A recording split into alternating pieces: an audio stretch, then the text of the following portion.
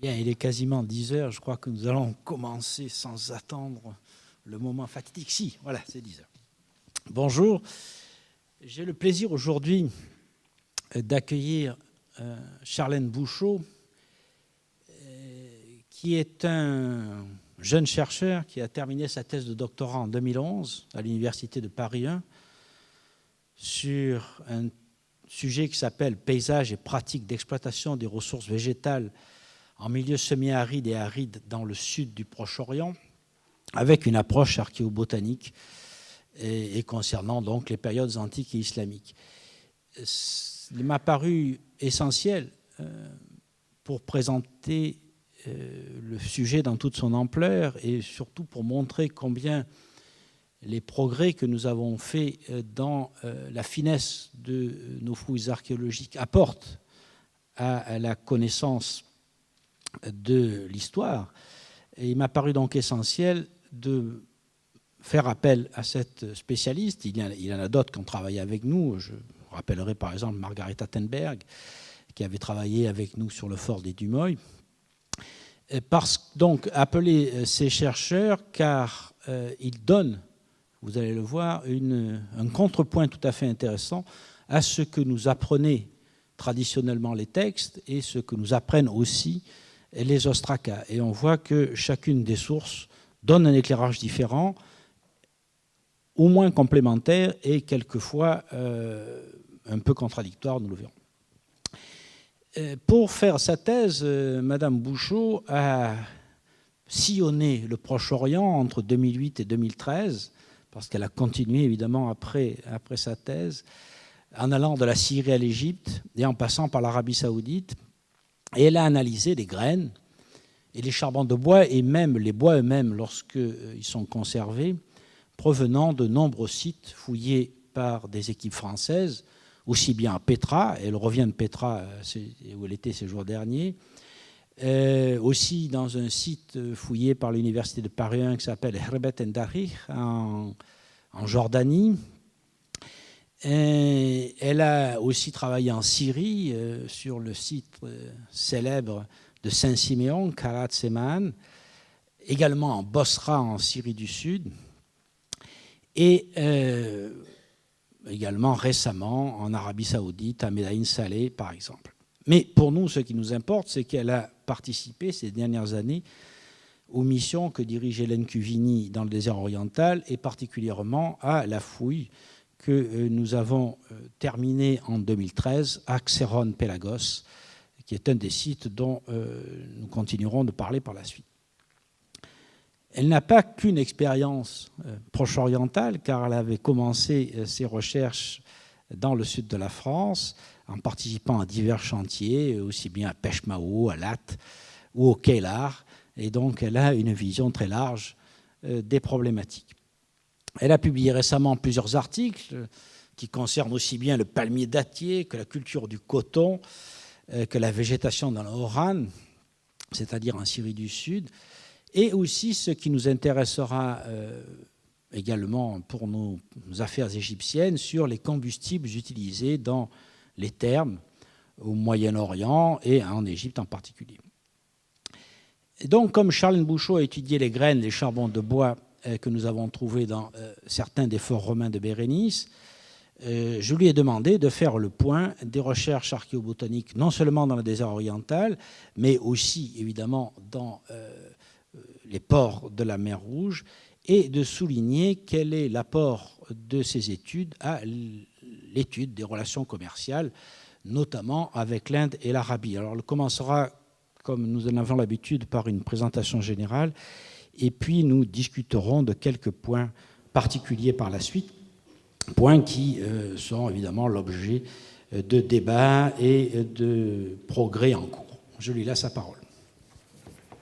Bonjour à tous.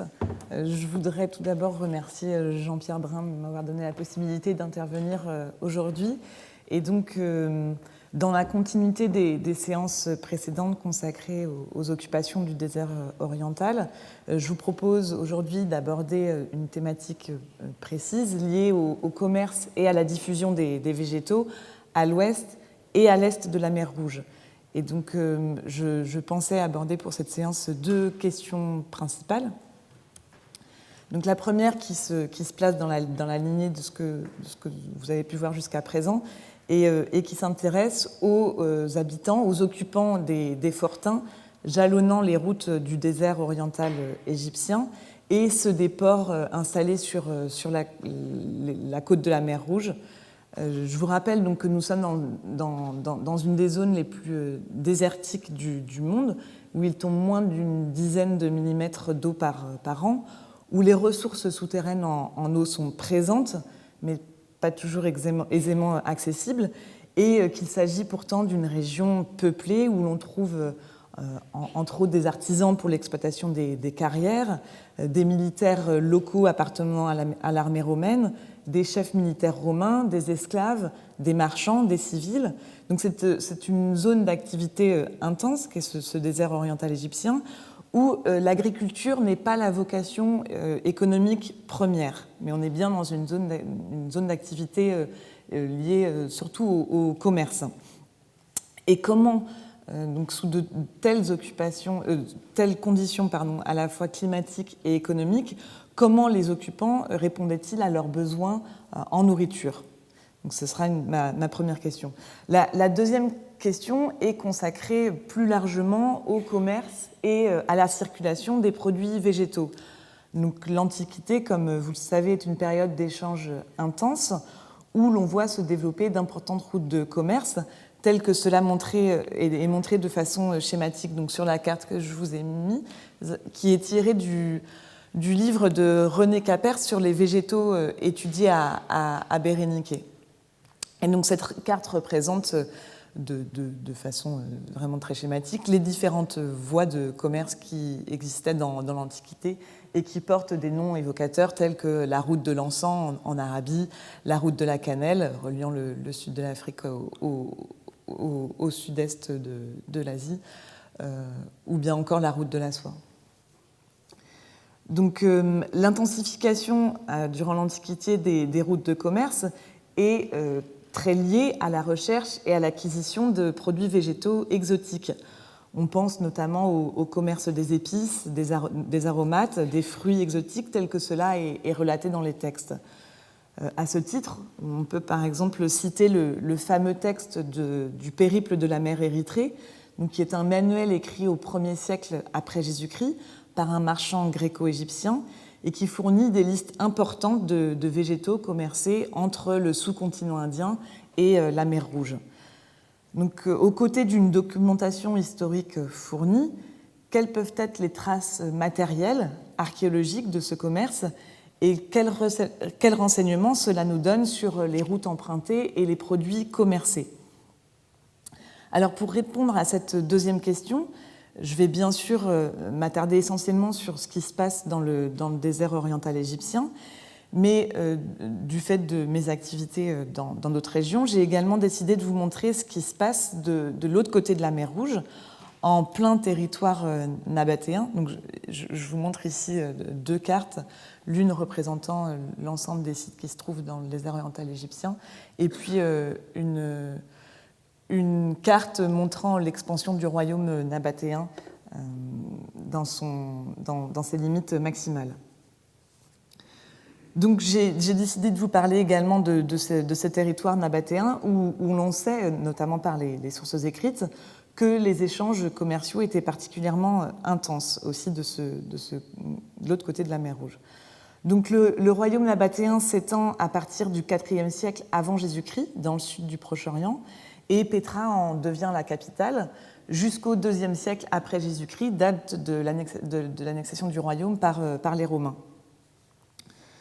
Ce peuple nabatéen est particulièrement connu pour ses réalisations architecturales. Vous avez probablement tous en tête les magnifiques façades des tombeaux de Pétra. Je vous ai mis ici une photographie d'une façade d'un tombeau nabatéen d'Égra, donc Égra qui se situe en limite sud de ce royaume nabatéen.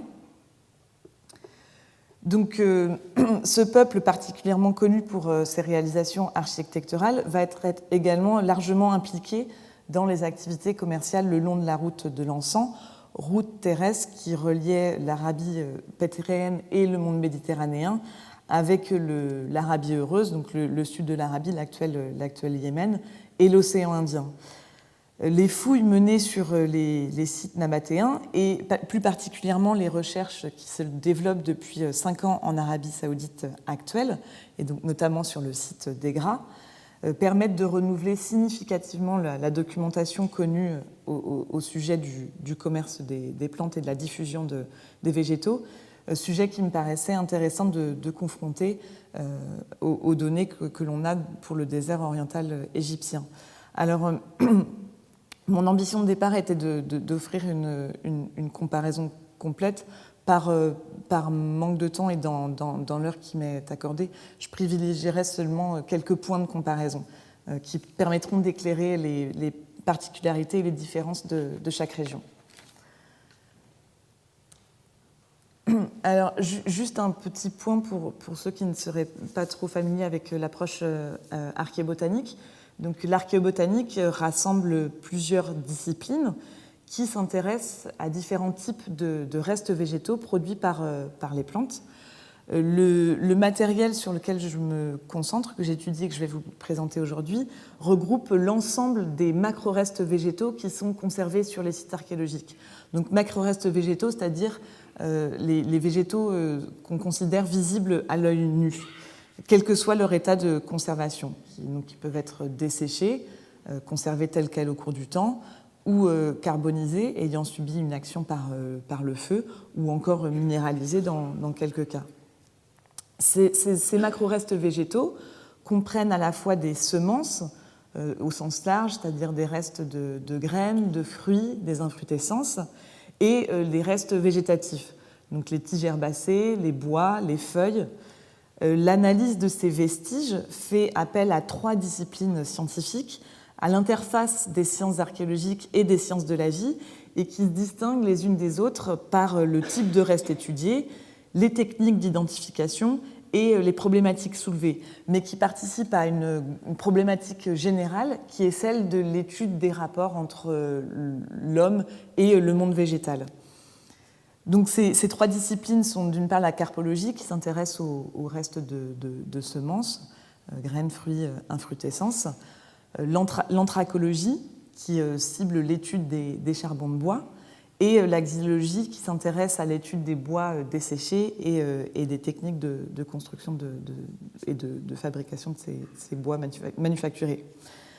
Donc je me concentre essentiellement sur ces 3 disciplines et donc je ne prends pas en compte l'étude des restes végétaux microscopiques, donc à savoir par exemple l'étude du pollen, ou encore l'étude des phytolutes et des diatomées, qui sont des restes microscopiques étudiés par d'autres disciplines, mais donc, qu'on regroupe sous le terme commun d'archéobotanique. Alors, l'étude de ces macro-restes végétaux nécessite le prélèvement de sédiments lors des fouilles sur les sites archéologiques, sédiments qui contiennent ces restes végétaux. Ces prélèvements ne sont pas faits de façon systématique, en général sur les fouilles archéologiques moyen-orientales, mais justement le désert oriental égyptien fait figure à part, puisqu'il présente un certain nombre d'études archéobotaniques réalisées depuis maintenant 10 à 15 ans, donc études qui sont publiées ou en cours de publication. Et je vous ai indiqué ici les études archéobotaniques disponibles pour la région.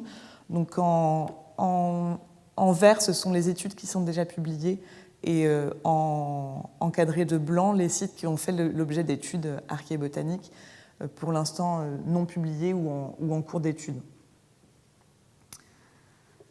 Donc il faut citer deux grosses publications, 2 grosses études qui ont été faites sur les sites, d'une part de Mio-Sormos, et qui a fait l'objet d'une publication récente par Marieke van der Veen en 2011. On peut également citer le travail de René Capper sur le site de Berenike, qui a fait l'objet également d'un gros livre, d'une publication à part entière sur l'ensemble des restes végétaux retrouvés sur ce site. Et existe également des travaux de taille moins importante sous forme de chapitres de livres ou d'articles, mais qui n'en restent pas moins intéressants, notamment les études qui ont été faites sur les carrières de Mons Porphyrites et Mons Laodianus, donc, matériel qui a été étudié par Marieke van der Veen, qui est quelqu'un qui a beaucoup travaillé dans cette région. Signalons également la parution récente de l'étude des restes végétaux de Didi Moy, fait par Margaret Attenberg, et qui a été publiée dans le volume édité par Hélène Kivigny sur ce site. Et également quelques études encore donc non publiées puisque en cours, étudiées par Claire Newton, qui est une jeune chercheuse également en archéobotanique, qui a travaillé sur le site de Umbalad, donc, qui se trouve ici, également sur le site de Maximianon. Et puis, comme Jean-Pierre Brun l'a dit, moi je travaille depuis l'année dernière sur le site de Xéron Pelagos. Donc l'étude est en cours et encore non publiée. Les recherches archéobotaniques sont moins développées sur le territoire nabatéen. Donc, pour être plus juste et plus précis, la plupart des recherches archéobotaniques se focalisent sur ce qu'on appelle l'époque nabatéo-romaine, donc courant à la fois sur une époque strictement nabatéenne et puis les 2e, 3e, 4e siècles après Jésus-Christ, qui sont qualifiés d'époque nabatéo-romaine. Donc quelques travaux sont à souligner. Des études assez anciennes ont été initiées sur le site de Petra, et ces recherches de nouvelles recherches sont toujours en cours et seront publiées dans les années qui viennent. Et puis personnellement, donc, dans le cadre de ma thèse, j'ai étudié des sites nabatéens, notamment le site de Khirpetet Darir, donc au nord de Petra, donc toujours aussi en cours de publication, et le site des Gras, où certains résultats sont déjà publiés. Je vous ai mis une liste qui je le reconnais, est assez peu attrayante, mais qui peut être disponible à qui le souhaite, donc qui recense les publications majeures donc, pour le désert oriental égyptien et le territoire nabatéen.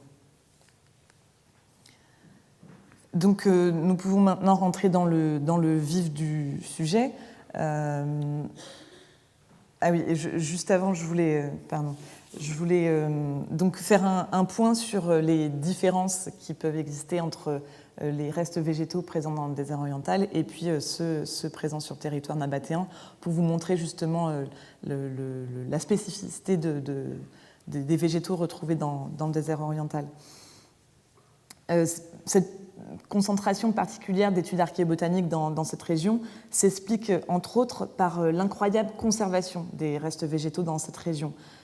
Comme d'ailleurs les autres restes organiques, on pense au cuir, au textile, qui sont retrouvés de façon vraiment incroyable sur ces sites égyptiens et qui ont su traverser les siècles en gardant un aspect quasi intact.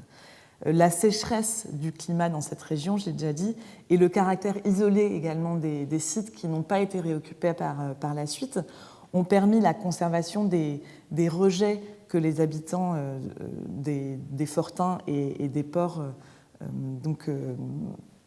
rejetaient autour des maisons, à l'extérieur des fortins. Et ces rejets sont incroyablement bien conservés et permettent d'avoir un accès direct aux poubelles antiques qui présentent une richesse vraiment très grande d'un ensemble de restes organiques, dont les végétaux. Et la richesse est telle que cela a parfois conduit à devoir faire des sélections. Par exemple, sur le site de Myos-Hormos, les prélèvements étaient tellement riches en végétaux que l'auteur, donc Marieke van der Veen, a décidé de s'intéresser à une partie des végétaux et non pas la totalité de ce qui était présent, puisque ça représentait un travail absolument énorme. Et donc cette richesse de végétaux conservés tels quels, donc desséchés, on parle de conservation par dessiccation, permet d'avoir un accès direct à de nombreuses données et permet de réfléchir à des questions qui sont généralement peu abordées par l'archéobotanique. Et donc on peut aborder le thème des plantes qui sont transportées, qui sont diffusées dans cette région, les plantes commercialisées, celles qui sont consommées également directement sur ces sites. Et cela permet d'aller très loin dans l'interprétation. Et c'est vraiment une particularité de cette région qu'on retrouve peu dans le reste du monde. On a là, il faut bien être conscient qu'on a affaire à un lot, à un ensemble de végétaux d'une conservation vraiment exceptionnelle. Ce qui est moins le cas sur le territoire nabatéen. Les conditions climatiques sont plus humides, ce qui fait que les végétaux n'ont pas pu se conserver tels quels, juste en étant desséchés au cours du temps. Et que seuls les végétaux qui ont subi une action particulière, notamment celle du feu, ont pu traverser les siècles et ont pu être retrouvés lors des fouilles. Donc on étudie surtout des végétaux qui ont été carbonisés, ce qui permet néanmoins de retrouver un certain nombre de plantes, à la fois cultivées, les mauvaises herbes, les plantes sauvages, mais qui donne essentiellement des informations sur les plantes qui ont été produites, qui ont été consommées, et moins sur les plantes qui ont été commercialisées. Ce qui est lié aussi au type de contexte prélevé.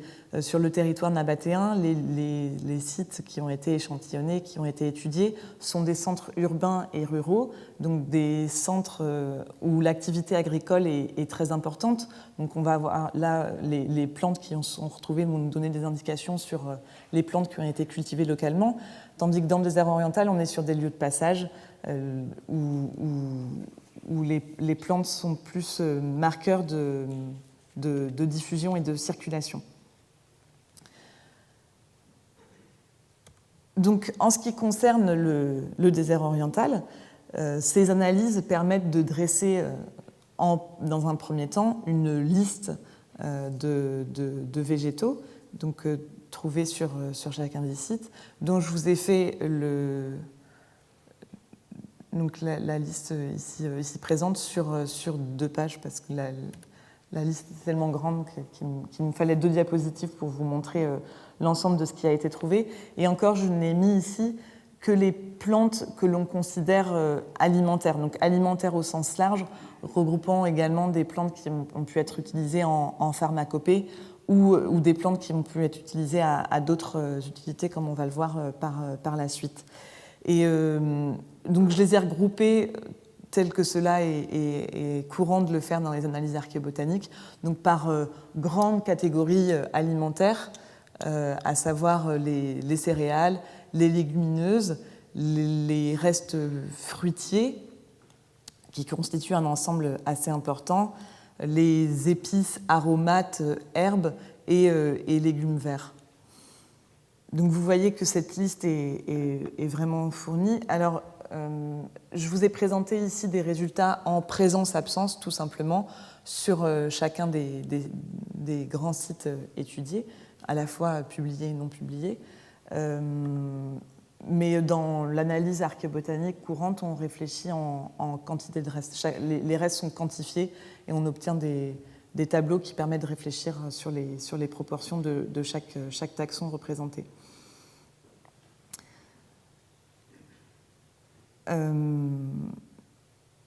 Donc, je voulais également aussi rajouter une liste présentant les végétaux mentionnés dans les ostracas, notamment à partir des travaux réalisés par Hélène Cuvigny, Adam Bullock-Jacobsen ou encore Roger Bagnall.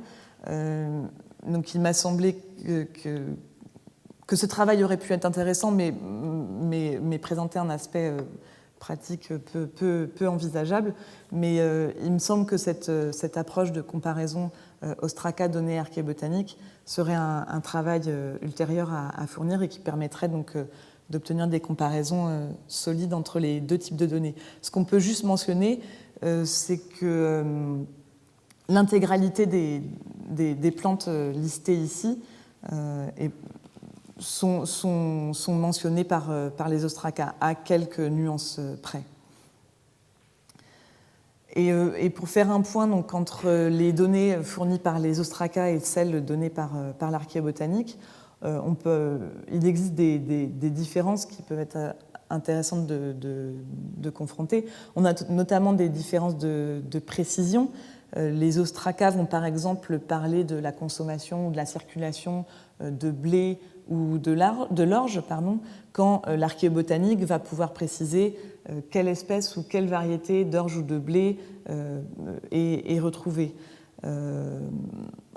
À l'inverse, les textes, par exemple, supposent l'existence de consommation de brocolis, donc quelque chose de très précis, quand l'archéobotanique pourra seulement mettre en évidence la présence de graines faisant partie de la famille des choux, donc pouvant potentiellement être du brocoli, mais qui peut aussi correspondre à des plantes sauvages. Ce que je veux dire, c'est que la précision taxonomique n'est pas forcément aussi précise que les textes, et inversement, le texte va fournir une donnée moins précise que peut donner l'archéobotanique. Également des différences en termes de places économiques. Les ostracas, par exemple, ont mis en évidence un intense trafic économique privé concernant les plantes potagères et autres herbes qui peuvent être cultivées autour des fortins du désert, à l'écart de l'organisation du ravitaillement militaire, phénomène qui est moins visible par les données archéobotaniques. Ces restes de légumes verts, de plantes potagères, étant des restes qui sont moins facilement retrouvés par la discipline. À l'inverse, certaines plantes vont apparaître dans le spectre archéobotanique et être moins reflétées par les textes. C'est par exemple, il me semble, et là les spécialistes pourront peut-être me rectifier, le cas du cébès, donc qui est un fruit consommé et qui donne des fruits jaunes qui peuvent être consommés et qui est rarement mentionné dans les textes, mais par exemple sur le site de Xeron Pelagos, on en retrouve en quantité assez importante. Et donc, ce qui suppose que ce fruit avait une place probablement importante au sein de l'alimentation du fortin, qui est moins reflété par les textes. Donc, en ce qui concerne les données archéobotaniques, on a ce tableau de présence absente permet une constatation frappante, et vous l'aurez peut-être noté, c'est que la diversité végétale est nettement plus grande sur les deux sites de Berenike et de Myosormos, qui, je vous rappelle, correspondent aux deux ports installés donc, sur la côte de la mer Rouge, par rapport à ces 4 autres sites qui sont à l'intérieur du désert. Donc, et cette diversité végétale, elle est surtout frappante par le grand nombre d'épices, d'herbes et de produits exotiques présents sur ces deux sites. Donc, vous pouvez voir ici que la liste est bien plus longue à Berenike et à Myosormos. Alors, on peut essayer de réfléchir à cette différence entre donc, les deux sites portuaires et le reste des sites. Et qu'est-ce que peut souligner cette plus grande diversité sur ces deux sites? Donc, en premier lieu, on peut envisager qu'il y avait une consommation plus importante de produits rarement retrouvés par ailleurs, ce qui pourrait souligner la présence de communautés humaines d'un niveau social plus élevé sur ces deux sites par rapport au site du désert intérieur. Un autre argument qui peut être avancé, c'est que c'est ces produits exotiques n'étaient pas prioritairement destinés à la consommation locale, mais qui servaient à approvisionner donc, soit le monde méditerranéen, soit constituer des produits d'échange du monde méditerranéen vers l'océan Indien, et que leur présence ponctuelle sur les deux ports s'explique par la fonction même de fonction portuaire. Ce sont des lieux de transit où les produits passent d'un type de chargement terrestre à un transport maritime, et donc le risque de perte de quelques graines, des fruits, de produits exotiques est plus grand que dans les haltes constituées par les petits fortins. Et donc cela permet ensuite de les retrouver de façon plus importante sur ces deux sites. Une autre explication qui peut également être avancée, c'est qu'on a peut-être aussi de meilleures conditions de conservation sur les sites de Berenike et de Myosormos. Ce qui a noté aussi, c'est qu'il y a un échantillonnage qui a été fait de façon plus systématique, ce qui a permis la collecte d'un plus grand nombre de données et ce qui a pu favoriser, entre autres, la collecte d'un assemblage plus riche. Donc, quoi qu'il en soit, je pense vraiment que cette plus grande variété sur ces deux sites peut être rattachée à la fois à une consommation certaine d'un ensemble plus large de végétaux à Berenike et à Myosormos, et également le fait que ce soit des lieux de transit et donc certaines graines et fruits aient pu s'échapper. Vous noterez également que le site de Mons Claudianus présente une liste d'espèces consommées plus grande que sur les trois autres sites, donc à Mons Porphyrites, Didymoi et Xéron, notamment en ce qui concerne les restes d'épices et d'herbes, et que cette diversité considérable sur le site de Mons Claudianus a poussé l'auteur de l'étude, donc qui est toujours Marieke van der Veen, à suggérer que les habitants ou les gens de passage de Mons Claudianus devaient avoir un statut social plutôt élevé, leur permettant d'avoir justement accès à des produits plus raffinés, plus rares que les autres sites. Donc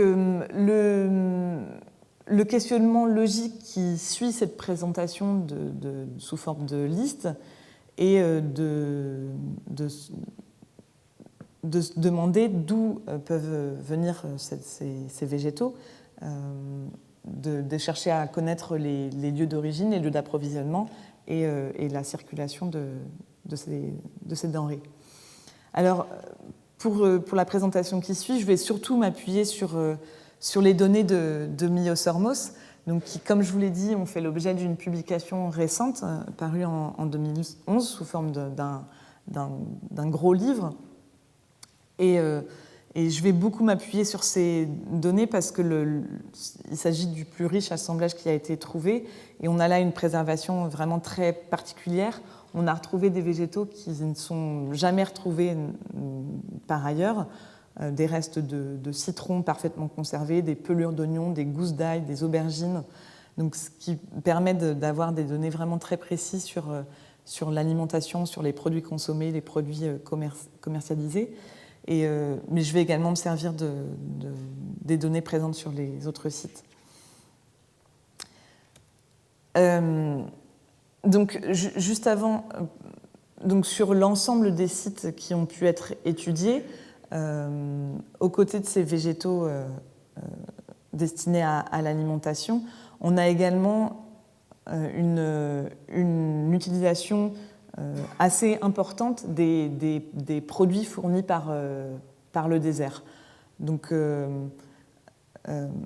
on a pu retrouver à la fois des graines et des charbons de bois qui montrent une utilisation des végétaux qui étaient disponibles dans les environs immédiats de l'ensemble des sites étudiés.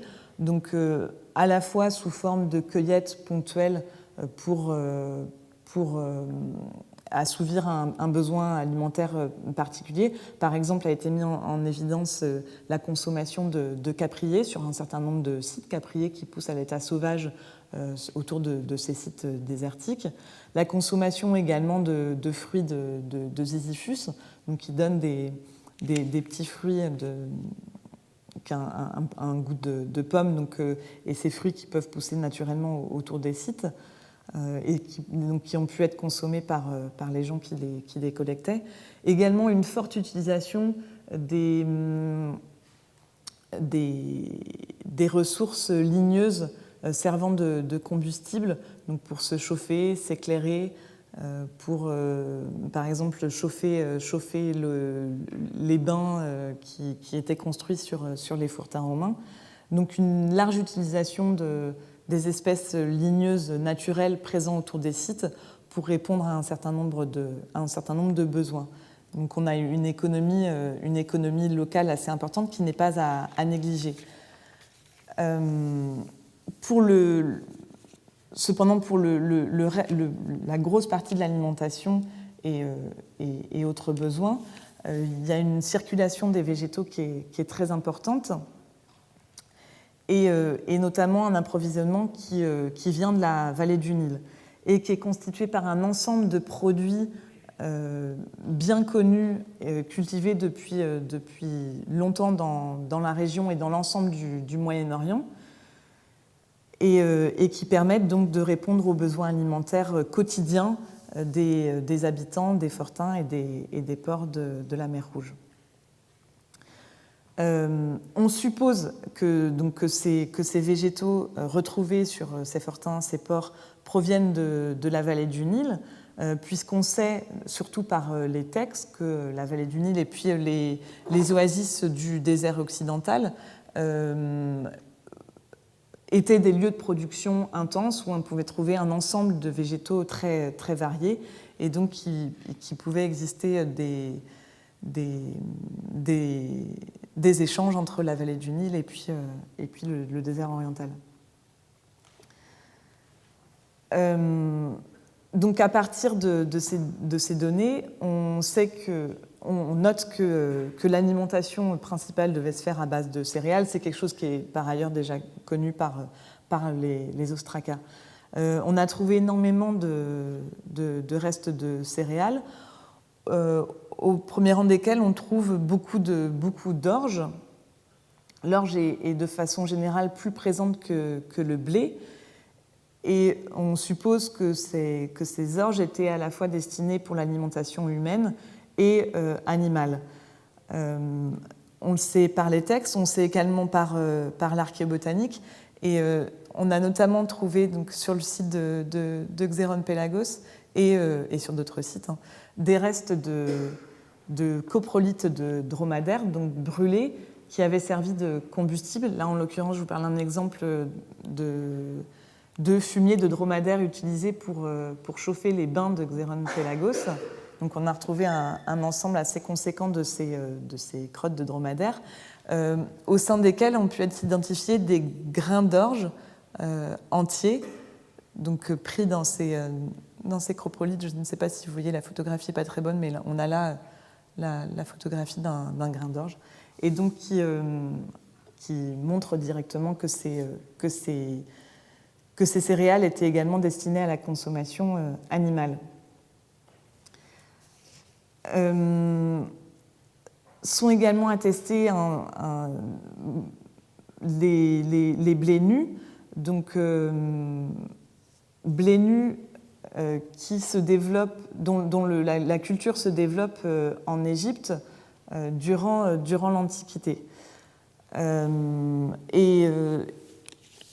Alors, ce qu'on retrouve principalement comme espèce de blé nu, c'est le blé dur, qui est le blé actuellement utilisé notamment pour la fabrication des pâtes.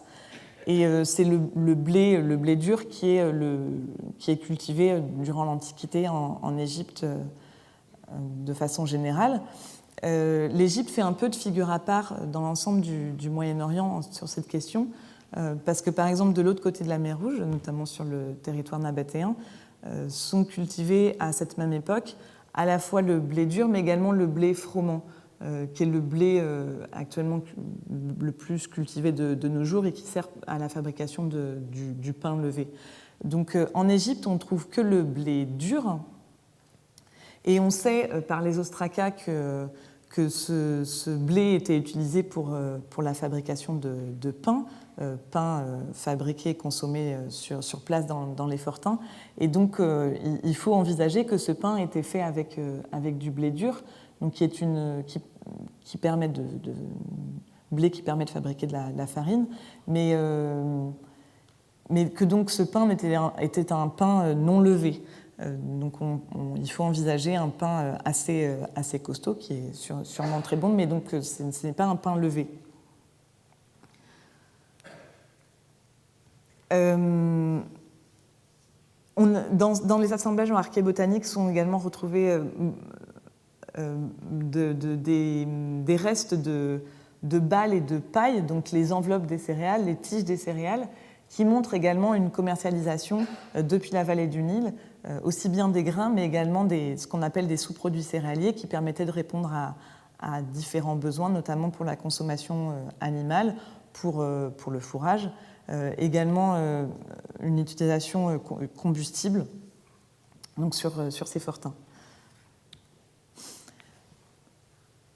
Un certain nombre de légumineuses a également été retrouvé, donc légumineuses qui comprennent ce qu'on appelle plus communément les légumes verts et les légumes secs. Les lentilles et les lupins sont les légumineuses les plus représentées, par exemple, sur le site de Myosormos. Le lupin est une légumineuse retrouvée également à Berenike. En revanche, on n'en a pratiquement aucune attestation sur les sites du désert intérieur. Il faut noter que les pois chiches et les fèves, qui sont présents durant l'époque romaine, sont présents, mais de façon vraiment moindre que les autres légumineuses, et que ces deux éléments, donc pois chiches et fèves, ne se développeront qu'à l'époque islamique. Et ça, on le sait, j'ai oublié de vous le préciser, parce que sur le site de Myosormos ont été étudiés à la fois les végétaux qui viennent de contexte romain, mais également du site à l'époque islamique, qui est un port islamique bien connu. Et donc, l'étude à la fois de végétaux des contextes romains et des contextes islamiques permet des comparaisons chronologiques fort intéressantes. Et donc, on peut voir que le pois chiche et la fève ne se développent vraiment que durant l'époque islamique. Et cet attrait ne se dément pas jusqu'à nos jours, par exemple avec la consommation importante de foul et de tahmiya en Égypte. Un grand nombre de fruits également peuvent venir de la vallée du Nil.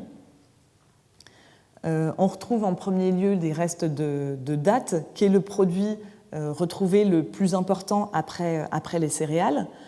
On retrouve généralement peu de pédicelle qui correspond à la tache du fruit, ce qui amène à suggérer que ces dattes étaient transportées détachées et non en régime.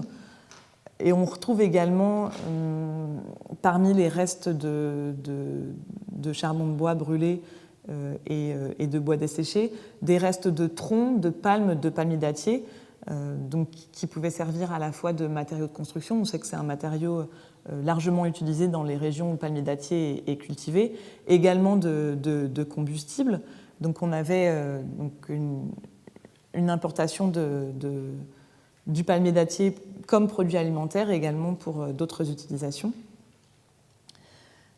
Donc une liste de fruits assez importante.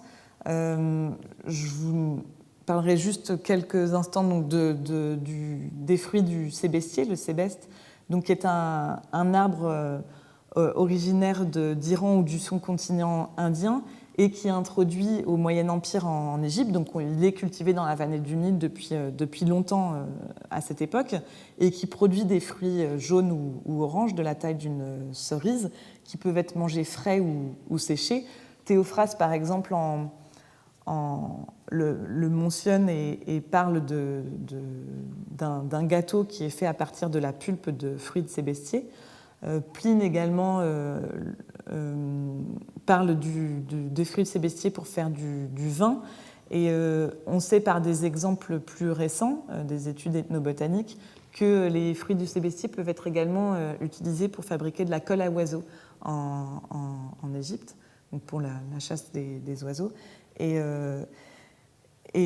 donc pour revenir sur les restes de sébesques qui ont été trouvés en quantité assez importante sur le site de Xéron, on peut donc se demander pourquoi une telle quantité. Est-ce qu'on a là une simple utilisation alimentaire ou une utilisation autre, à la fois soit pour faire de l'alcool ou éventuellement pour produire cette colle à oiseaux.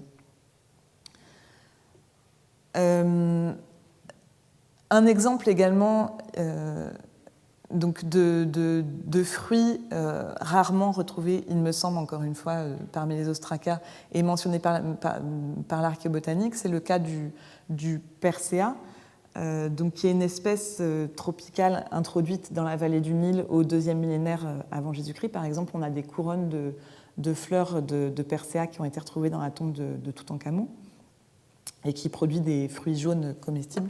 Je vous en ai mis une photographie ici. Et on sait que durant l'Antiquité, c'était déjà un arbre en voie de disparition dans la vallée du Nil et qu'il y avait eu qu'il y avait déjà des mesures de protection faites à l'encontre de cet arbre pour essayer de le protéger. On a trouvé par exemple un papyrus émanant de l'administration romaine qui indique des mesures de protection envisageant la plantation de persea dans la vallée du Nil pour essayer d'enrayer la disparition de l'espèce. Et donc ces restes de persea sont retrouvés ponctuellement sur l'ensemble des sites. Donc on en a retrouvé à Xéron et également sur les sites portuaires, donc montrant la consommation du fruit.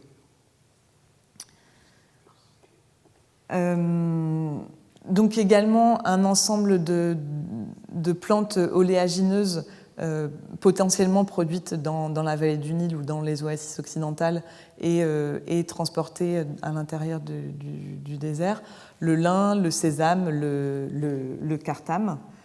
La présence, donc l'ensemble de ces plantes ont été retrouvées sous forme de graines, ce qui montre sous forme de graines dans le désert, ce qui montre la consommation des graines. Par exemple, pour le cartame, on sait que les graines pouvaient être utilisées pour l'huile. Donc, encore une fois, peut-être qu'on peut suggérer cette utilisation. Le sésame aussi également retrouvé en de rares occurrences sur les sites souligne la consommation de cette plante oléagineuse. Le lin aussi qui peut, comme vous le savez, avoir à la fois une utilisation textile et alimentaire. La présence de graines sur les sites de Myosormos et de Méréniké tendra à montrer la consommation de la graine.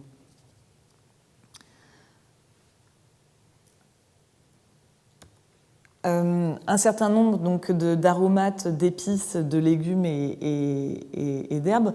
En ce qui concerne les épices et aromates qui pouvaient être cultivés dans la vallée du Nil et donc transportés dans le désert. Donc, la liste que je vous ai mise ici donc, regroupe des épices et aromates qui sont toutes originaires du Proche-Orient et du bassin méditerranéen, sauf peut-être le cumin qui viendrait d'Asie centrale, mais qui est cultivé dans l'ensemble du Moyen-Orient depuis les temps anciens, et le cas de la jowan, qui est une épice comparable au cumin, qui est actuellement beaucoup utilisée dans la cuisine indienne et dont l'origine est encore largement débattue. Certains défendent une origine moyen-orientale, d'autres défendent plutôt d'une origine indienne. Mais on suppose au moins pour l'Antiquité, la jowan pouvait être cultivée dans la vallée du Nil.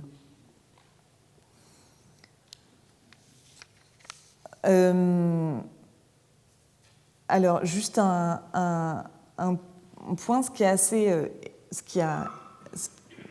assez étonnant et ce qui a surpris au début les chercheurs travaillant sur cette question, c'est de retrouver des produits qui sont généralement consommés frais. C'est par exemple le cas du chou, des blettes, du cresson, de la salade, je ne l'ai pas mentionné ici, mais... Et donc cette présence, elle peut paraître surprenante, et donc puisqu'on suppose que s'il y a un transport de ces produits depuis la vallée du Nil, au bout de plusieurs jours de traversée du désert, ces produits ne devaient pas avoir un très bon aspect et pouvaient être difficilement consommables. Donc on doit se demander comment ça se fait qu'on peut retrouver ces restes ici. Et je dois préciser que ce sont soit des restes de feuilles. Par exemple, à Myos-Hormos, on a retrouvé des feuilles d'artichaut complètes, donc préservées telles quelles sur le site, ce qui est assez extraordinaire. On n'en a aucune mention dans le monde de ces feuilles d'artichaut. Des gousses d'ail, mais également des graines. Des graines de chou, des graines de cresson. Donc plusieurs hypothèses sont envisageables. La première, qui est aussi une hypothèse montrée par l'étude des ostraca, c'est celle de la présence de petits jardins locaux qui permettaient la culture de quelques légumes frais de façon ponctuelle, permettant de donner une nourriture fraîche aux habitants de ces sites. Et par exemple, les ostraca ont montré que le site de Persou, qui se trouve, il me semble, ici, on ne voit pas très bien sur la carte, parce que je l'ai mis en transparent, mais voilà, ici.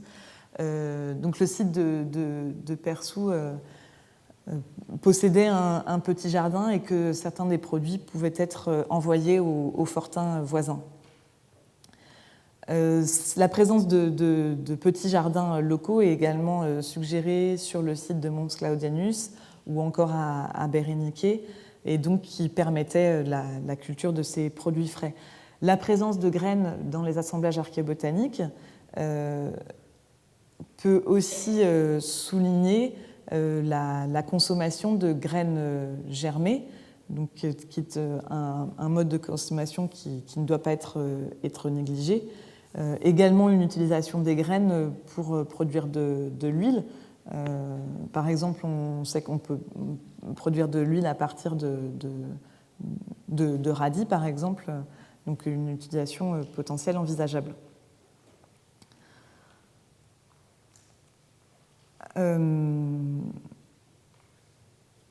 Donc, petits jardins locaux et également une circulation de ces produits depuis la vallée du Nil pour un certain nombre. Par exemple, la calebasse qui se prête tout à fait au transport. On peut consommer à la fois le fruit frais, les graines peuvent être grillées et la coque est aussi largement utilisée comme contenant durant l'Antiquité. Et on sait par ailleurs que c'est un produit qui circule beaucoup dans l'ensemble du monde méditerranéen, puisqu'on a retrouvé des restes de calebasse en Europe occidentale, à l'époque romaine. Alors, plus largement, au-delà de la vallée du Nil, certains végétaux retrouvés dans le désert peuvent également venir plus généralement du monde méditerranéen. On pense par exemple aux fruitiers méditerranéens largement connus, l'olivier, la vigne, le figuier, qui peuvent bien sûr avoir été cultivés dans la vallée du Nil et les oasis, mais qui peuvent également venir de l'ensemble du bassin méditerranéen.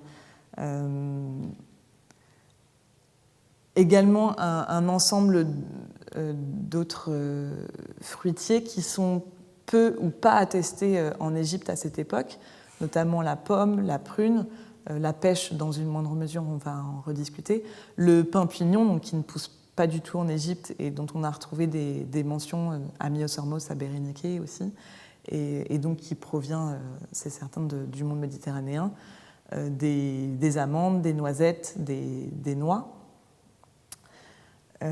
Donc un ensemble de plantes qui a circulé depuis ces régions.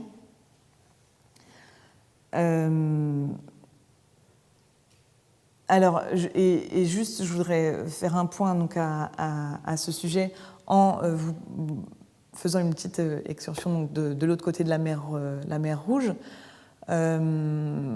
Donc, où à Aigra et à Petra, on a également retrouvé des restes de fruitiers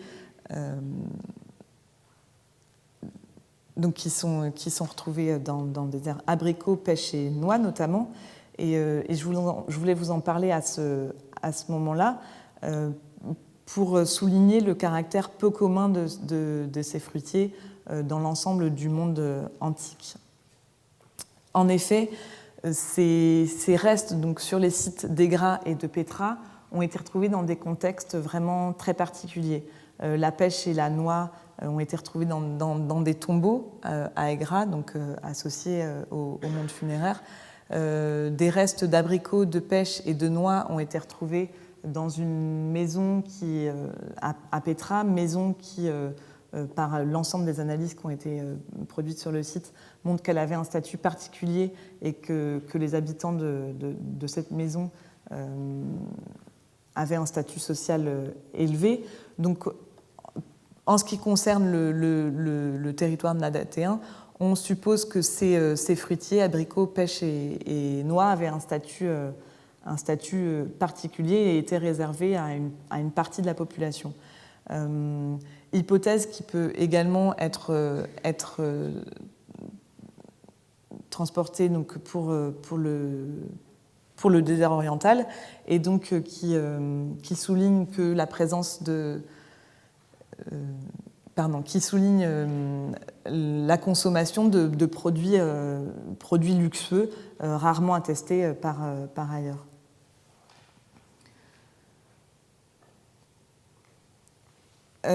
Cette importation et cette utilisation de produits méditerranéens est par ailleurs montrée par l'étude des bois. Donc, qui montre l'importation de petits objets et d'objets un peu plus grands depuis le monde méditerranéen, donc à la fois dans le désert et dans le désert oriental égyptien et sur le territoire nabatéen. C'est le cas des peignes en buis qui ont été retrouvés sur le site de Myosormos, notamment sur le site d'Aigra, buis qui poussent donc sous climat méditerranéen. Et on sait que ces petits objets étaient produits à divers endroits et donc ont pu être transportés jusqu'à ces sites. L'analyse des bois et notamment des bois de construction navale sur le site de Myosormos montre également une utilisation de produits méditerranéens. Donc on a notamment retrouvé des éléments de construction navale fabriqués avec du bois de chêne, du bois de pin, essence qui pousse surtout en Europe du Sud et au Proche-Orient, mais non en Égypte. Et donc ce qui souligne une importation de ces produits. Mentionnons également, parmi les combustibles utilisés à Xeron-Pelagos, la présence de bois de cyprès. Et donc, ce qui pose également question quant à l'origine de cette espèce, c'est un arbre qui ne pousse pas naturellement en Égypte. Et donc, la présence de charbon de bois de cyprès sur le site de Xeron est un peu particulier. Et il est difficilement envisageable que le bois ait été importé pour servir de combustible sur le site. Mais donc, au-delà de l'utilisation, on doit aussi se poser la question de l'origine. Soit le cyprès était cultivé dans la vallée du Nil et transporté sur le site, soit on a là la preuve d'une circulation bien plus grande, donc du provenant d'une autre région, éventuellement le Proche-Orient où le cyprès pousse à cette époque, ou alors du sud de l'Europe. Aux côtés de ces importations depuis la vallée du Nil, depuis le bassin méditerranéen, on a également des données nous permettant de montrer des importations et des commerces à plus longue distance. Et quelques essences retrouvées montrent des importations depuis l'Afrique de l'Est. Donc les données ne sont pas gigantesques. On a 3 essences qui potentiellement peuvent venir de cette région, à savoir le tamarinier, le sorgho et le bois de palissandre, qui sont uniquement retrouvés sur les sites de Myosormos et de Béréniké. Le tamarinier est une légumineuse qui donne des fruits à chair juteuse. On sait que l'arbre est originaire d'Afrique tropicale. Bien qu'on sache également que cette plante est présente en Inde depuis la préhistoire et qu'actuellement c'est en Inde que l'arbre est le plus cultivé. Donc c'est un arbre de la famille des légumineuses et dont la consommation du fruit est plutôt connue pour son goût sucré-salé utilisé pour les chutneys, les currys en Inde actuellement. Et on en trouve donc une mention sur le site de Béréniké. Et donc qui pourrait souligner une importation de ce fruit depuis l'Afrique tropicale où il pousse naturellement. Sur le site de Béréniké ont également été retrouvés des grains de sorgho en grande quantité. Alors le sorgho, ça pose problème, on ne connaît pas très bien son statut également pour cette période. C'est une plante qui pousse naturellement sur le continent africain, dans les zones subtropicales. Le problème, c'est qu'on ne sait pas très bien à partir de quand il est cultivé et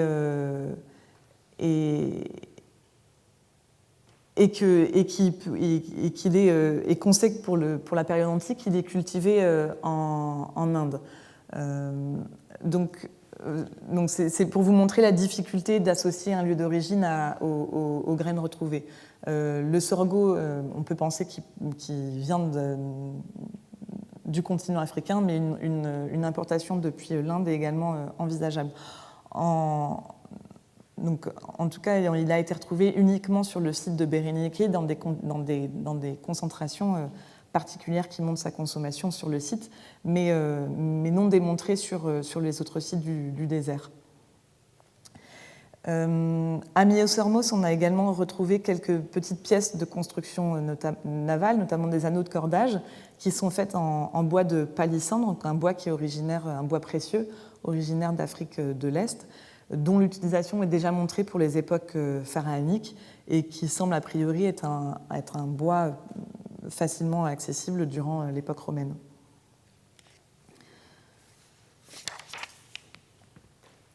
Des importations depuis le sous-continent indien, depuis l'Asie du Sud-Est, sont aussi démontrées par ces analyses archéobotaniques.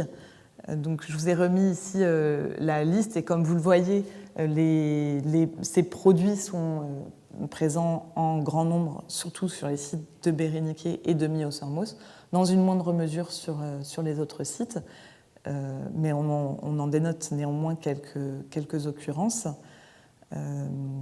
Et ce qui montre donc surtout un accès à ces produits exotiques, donc a priori luxueux, donc principalement à Béréniké et à Myosormos, et dans de rares exceptions sur les autres sites.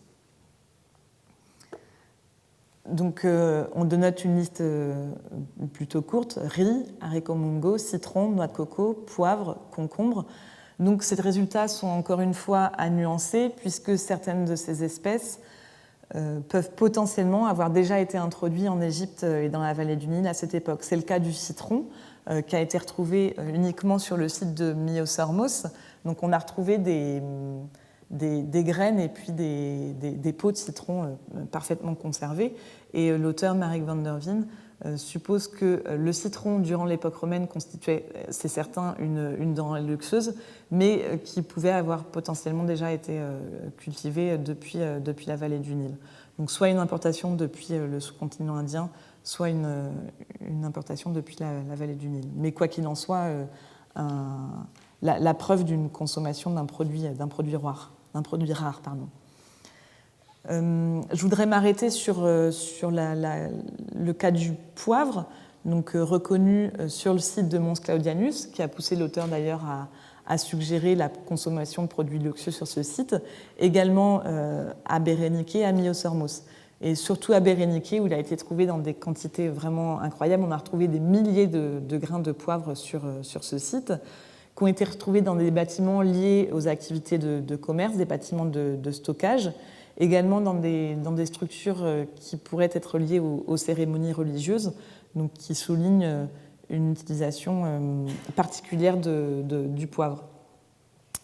Le poivre correspond en fait à deux espèces. Donc on a à la fois le poivre rond, qui est le plus consommé actuellement, et également le poivre long. Et on sait par les sources textuelles notamment que le poivre long était le plus apprécié des Romains.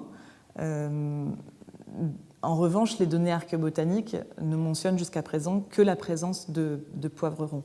Donc là, une différence entre texte et données archéobotaniques.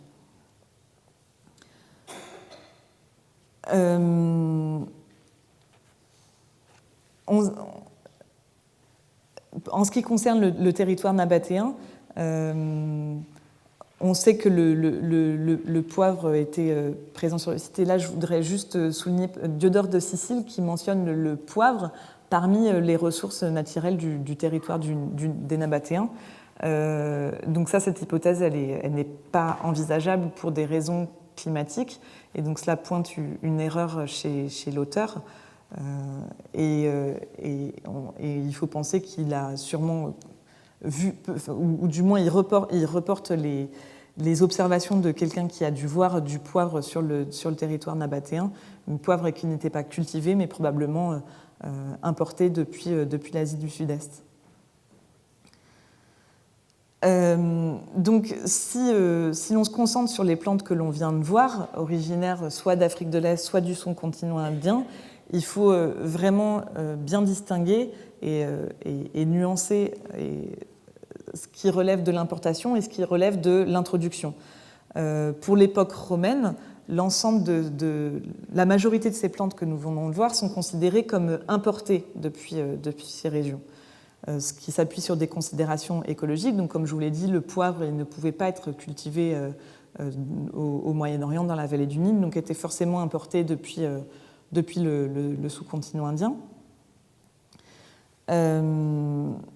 Également la documentation textuelle qui montre l'importation de ces épices, aromates, produits exotiques. Également donc, la documentation archéobotanique qui montre que ces espèces sont présentes, mais vraiment en faible nombre. Et ce faible nombre pousse à dire qu'il s'agissait de produits vraiment importés.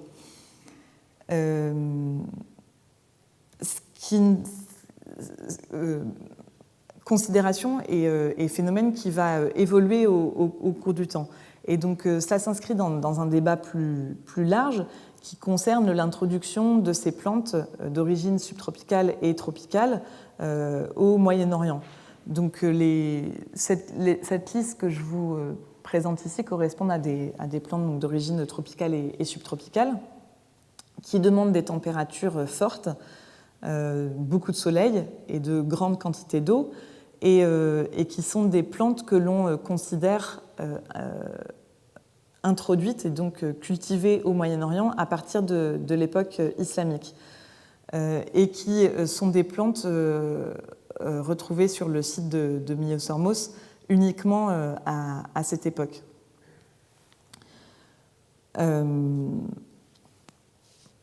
Donc, et qui ne sont pas présentes à l'époque romaine et qu'on va retrouver à l'époque islamique, où je reformule, qui sont présentes ponctuellement à l'époque romaine et qui sont présentes en plus grand nombre à l'époque islamique, qui montrent une introduction tardive de ces espèces.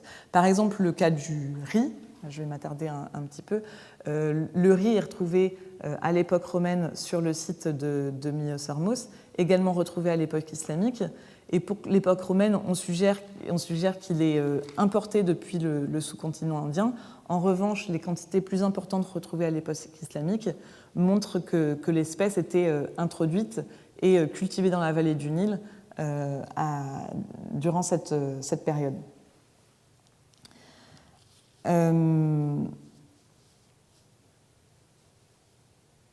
Et donc, on a jusqu'à présent considéré que l'ensemble de ces plantes mentionnées ici n'étaient introduites qu'à l'époque islamique.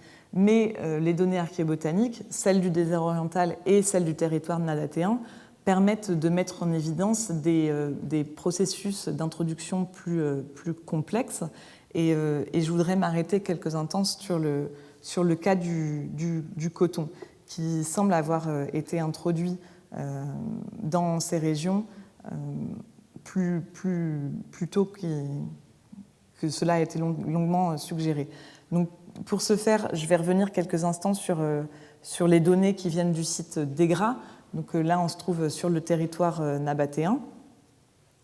Donc, Egra constitue la limite sud du territoire nabatéen. On se trouve en plein désert. C'est un site agricole, agriculture irriguée, qui est irriguée grâce à l'exploitation à l'utilisation de puits construits en partie durant l'époque nabatéenne et qui permettent d'irriguer un certain nombre de cultures sur ce site. Et les données archéobotaniques montrent que le site a une forte vocation agricole et qu'une oasis est en place depuis les premières occupations du site au IVe, IIIe siècle avant Jésus-Christ, avec la culture du palmier dattier comme composante principale, la culture de céréales, de lentilles, de figuiers, de grenadiers, également un ensemble de légumineuses, donc une image assez similaire à ce qu'on observe dans la vallée du Nil. Et on peut reconstituer l'image d'une oasis traditionnelle à trois niveaux, donc avec les palmiers dattiers, des arbres fruitiers et des cultures annuelles de céréales, de légumineuses et de fruits. Et la nouveauté qui arrive à partir de l'époque nabatéenne est la mise en évidence de la culture du coton sur ce site. Donc le coton, qui est une plante subtropicale avec des besoins en eau importants et donc, dont la maturation arrive pendant l'été, et donc qui suggère que cette plante est cultivée et introduite sur le site dès l'époque nabatéenne. Et plus généralement, pour que vous puissiez comprendre la problématique de la plante, donc on a deux espèces de coton qui sont cultivées dans l'Ancien Monde, une qui viendrait du sous-continent indien et une du continent africain. L'espèce qui vient du sous-continent indien est cultivée depuis au moins le 3e millénaire avant Jésus-Christ. En ce qui concerne l'espèce qui vient du continent africain, les données sont plus obscures et on suppose pour l'instant une introduction plus récente durant l'Antiquité. Mais en tout cas, jusqu'à présent, on pensait que pour l'Antiquité, notamment par l'analyse textuelle, que le coton était systématiquement importé depuis le sous-continent indien, donc où sa culture est largement démontrée par la présence de graines dans cette partie du monde. Importation de coton donc, vers la mer Rouge et le monde méditerranéen, qui est par ailleurs soulignée par l'étude des voiles qui ont été retrouvées, des voiles de bateaux qui ont été retrouvées sur le site de Myos-Hormos et de Béréniké. Et donc cette étude a été menée et l'étude technique montre des similarités. Comment dire, parmi les voiles qui ont été retrouvées, on a retrouvé des choses qui pourraient avoir été produites localement, mais surtout qui pourraient avoir été importées. Et jusqu'à présent, la personne qui s'est occupée de l'étude de ces voiles suggérait que ces tissus de coton étaient importés du sous-continent indien.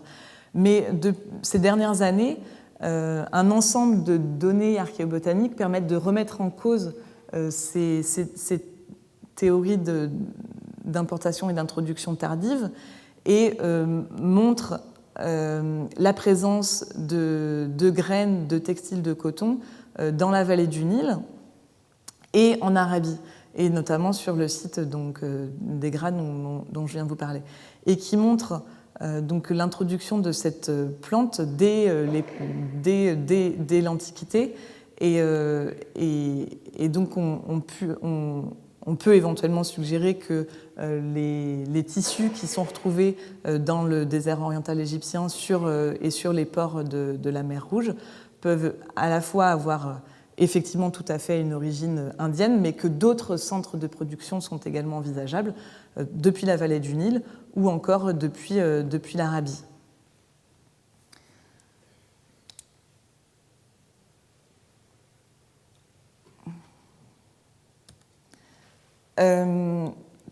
Donc pour terminer, je voulais juste vous montrer la comparaison des textes et données archéobotaniques pour le territoire nabatéen.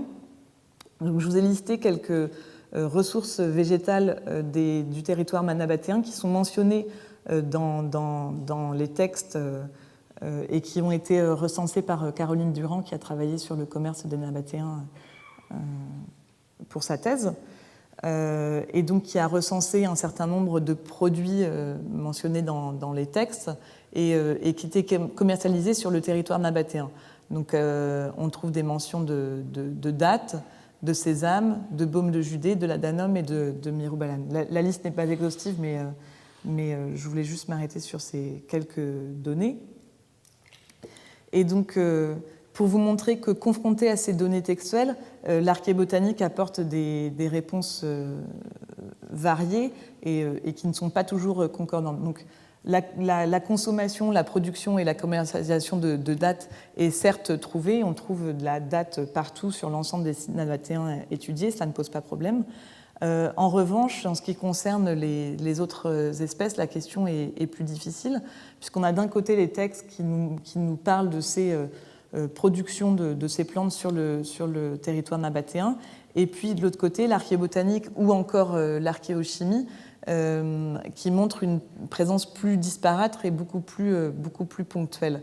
Le sésame, par exemple, n'est pas du tout retrouvé par l'archéobotanique sur le territoire nabatéen, et il est seulement mentionné par des analyses chimiques qui montrent sa présence sur le site de Petra, mais qui ne permettent pas de parler de production locale. Également des problèmes, donc pour passer du texte aux données archéobotaniques, on a parmi les textes donc la mention d'utilisation de production de baume de Judée. Se pose ensuite le problème de reconnaître une identification botanique réelle derrière ce terme. Des propositions sont faites, et ensuite, en ce qui concerne l'archéobotanique, l'identification n'est pour l'instant pas assez précise pour montrer directement une production de baume de Judée sur le territoire nabatéen. Et c'est le cas également du ladanum ou du myrobalan. Et à l'inverse, la mise en évidence de la production de coton sur le site d'Egra n'a pas de pendant parmi les mentions textuelles. Et ce qui est assez intriguant, parce qu'on peut penser que la culture de coton, qui a a priori une culture économiquement rentable, probablement cultivée pour être commercialisée, n'apparaît pas du tout. Et c'est aussi le constat nuancé qu'on peut faire en Égypte, où le coton est mentionné parmi les sources écrites, mais non comme un produit courant et commercialisé durant l'Antiquité, alors que les données archéobotaniques montrent de plus en plus la présence de la culture de cette plante pour cette époque. Donc, donc un constat et une perspective, qui montre que l'utilisation à la fois des textes et de l'archéobotanique peut donner des réponses intéressantes. Donc pour conclure, ces données archéobotaniques permettent d'apporter de nouveaux éléments de réponse concernant les systèmes d'acquisition des denrées végétales et les circuits commerciaux. Et il me semble vraiment intéressant, en guise de perspective, de pouvoir comparer les données archéobotaniques et textuelles afin d'obtenir une vision la plus complète possible. Dans le désert oriental égyptien à l'époque romaine, la majeure partie des produits consommés étaient importés depuis la vallée du Nil. À cela s'ajoutent les cultures de petits jardins locaux, on l'a vu, et quelques épisodiques importations depuis des régions plus lointaines d'Afrique de l'Est, du sous-continent indien. On observe un bagage commun de denrées alimentaires constitué des mêmes produits végétaux sur l'ensemble des sites du désert oriental étudiés, donc où les céréales jouent un rôle extrêmement important et fournissent probablement la base alimentaire quotidienne, à la fois sur les sites portuaires et sur les sites de l'intérieur du désert. Et c'est un schéma qui peut être un peu différent de celui qui est observé par l'analyse archéologique des dépotoirs de la route de Myos-Hermos, analyse qui a été conduite par Martine Le Guillou et qui montre une alimentation spécifique sur les sites intérieurs du désert, au caractère très marqué, avec la prédominance du porc et des animaux de trait, chevaux, ânes, dromadaires, en opposition avec celle des populations de Béréniké, donc population pour l'essentiel civile, qui consomment prioritairement de la viande d'ovicaprinée. Et cette constatation est plus nuancée en ce qui concerne les données archéobotaniques, puisqu'il semble que l'approvisionnement de base, donc céréaliers, légumineuses, fruitiers, reste de façon large, plus ou moins le même, que ce soit à l'intérieur du désert, sur les fortins, ou sur les deux sites côtiers de Béréniké et de Myos-Hermos. En revanche, donc, la richesse végétale qui s'exprime sur ces deux derniers sites portuaires et dans une moindre mesure à Mons Claudianus pourrait témoigner d'habitudes alimentaires ponctuelles et particulières, plus diversifiées et un accès plus grand à un grand nombre de denrées exotiques. En termes de mouvements économiques, les analyses archéobotaniques mettent en évidence la circulation, je dis, de produits et d'échanges avec le sous-continent indien et l'Afrique de l'Est, et l'introduction de nouveaux produits, donc comme le coton, offrant ainsi des nouveaux éléments de dialogue avec les sciences archéologiques et historiques. Je vous remercie.